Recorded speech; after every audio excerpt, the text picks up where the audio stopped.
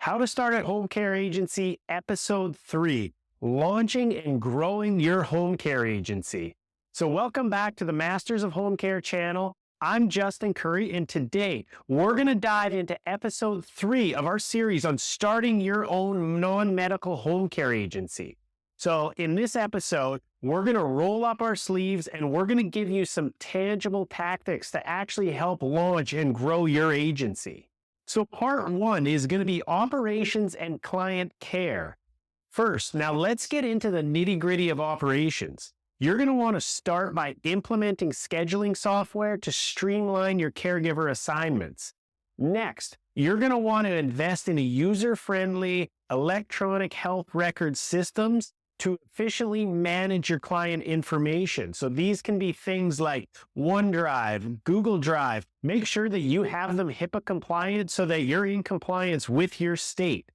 So these tools can save a crazy amount of time and reduce errors overall. Now, for providing exceptional care, you want to ensure that your caregivers receive regular training and certifications. So there's actually online services that are able to help you manage and implement this for your caregivers. Then you're going to want to develop a personalized care plan for each client.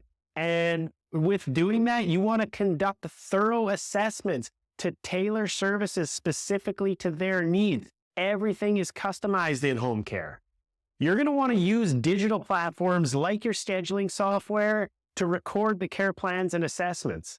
They not only save paper, but they also make it easy to track changes in a client's condition and to adjust care plans accordingly. That means caregivers have access to it right away. Part 2 is going to be compliance and quality assurance. So you're going to want to stay compliant by creating a compliance calendar with deadlines for required documentation. In each state, it's different. You're going to want to regularly review and update your policies and procedures and make sure that they reflect any regulatory changes. You're also going to want to implement a quality assurance program that includes regular audits of caregiver performance. You're going to want to encourage feedback from both clients and caregivers to make sure you're identifying those areas of improvement.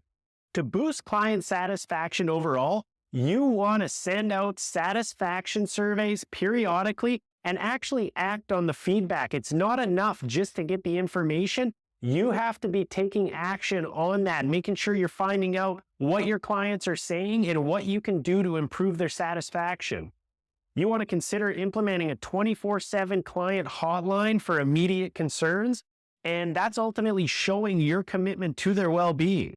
Part 3, scaling and expansion. So when scaling, start by identifying KPIs, which are key performance indicators, and this is going to help you set growth targets.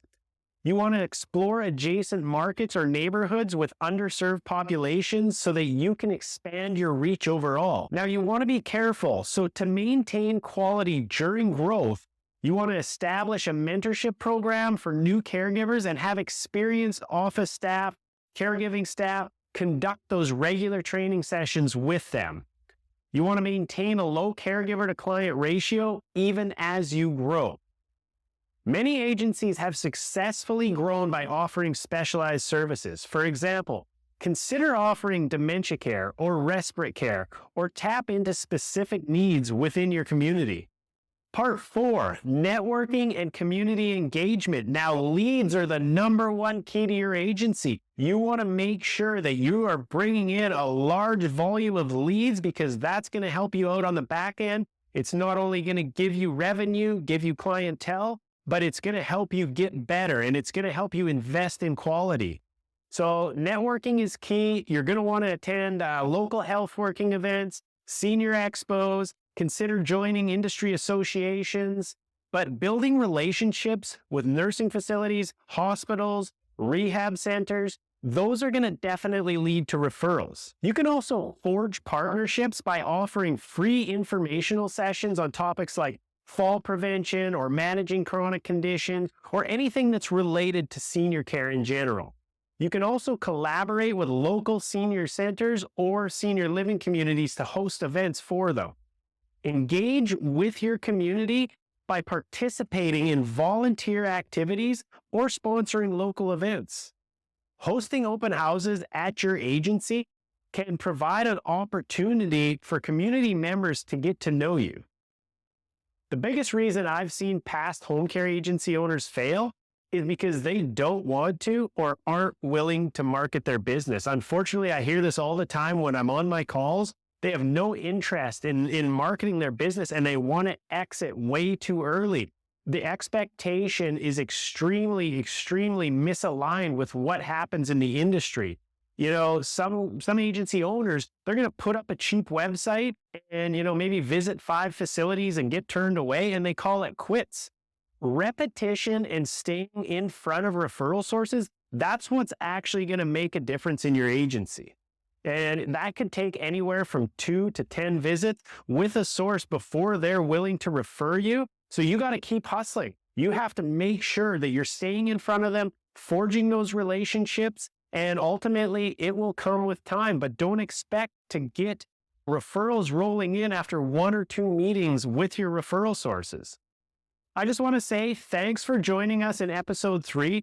And I really hope you find these tactical tips valuable as you embark on your journey to launch and grow your home care agency.